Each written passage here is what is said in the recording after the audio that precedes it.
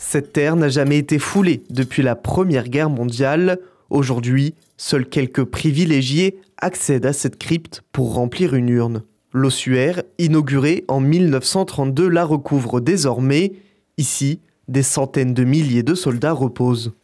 Prendre cette terre sacrée et la ramener là où repose le soldat inconnu qui a été choisi le 10 novembre 1920 à la citadelle de Verdun par Auguste Thyn. C'est aussi fort en signification, en symbole et en reconnaissance de ce que les poilus, les combattants de Verdun, d'ailleurs combattants de Verdun, qu'ils soient français ou allemands, ont pu faire pour notre liberté et les valeurs de la République française. Cette terre va voyager. Elle sera installée en dessous de l'Arc de Triomphe pour les commémorations du 11 novembre. C'est la première fois qu'elle est prélevée depuis la fin de la Première Guerre mondiale. La terre, c'est une terre sacrée, puisque la terre est mélangée au sang et à la chair de tous ces hommes français et allemands qui sont morts et disparus sur le champ de bataille de Verdun. Recueillir cette terre, c'est recueillir un morceau de l'histoire, mais aussi un morceau de ces hommes. Et quand on dit un morceau, c'est vraiment la valeur héroïque de tous ces hommes qui ont combattu pour leur pays.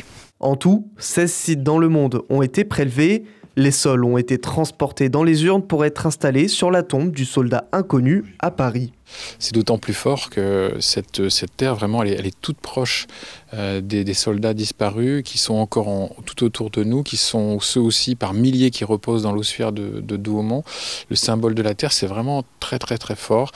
Ça parle là aussi énormément aujourd'hui encore. Le symbole de la Grande Guerre, c'est aussi cette terre qui s'inscrit aussi dans les paysages de mémoire, dans les lieux de mémoire.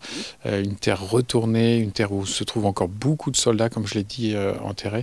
Donc c'est vraiment très très très important ce que l'on fait. Lors des cérémonies du 11 novembre sous l'Arc de Triomphe, les urnes des lieux des sites mémoriels de la guerre ont été déposées autour du monument, un symbole fort. Et nous avons également beaucoup de sites qui sont canadiens, néo-zélandais, allemands, américains. On représente vraiment l'ensemble des combattants de la Première Guerre mondiale qui aujourd'hui sont unis et on doit continuer à transmettre l'histoire, transmettre la mémoire et surtout à transmettre les valeurs de la République pour la France et les valeurs de la paix, les valeurs universelles de la paix.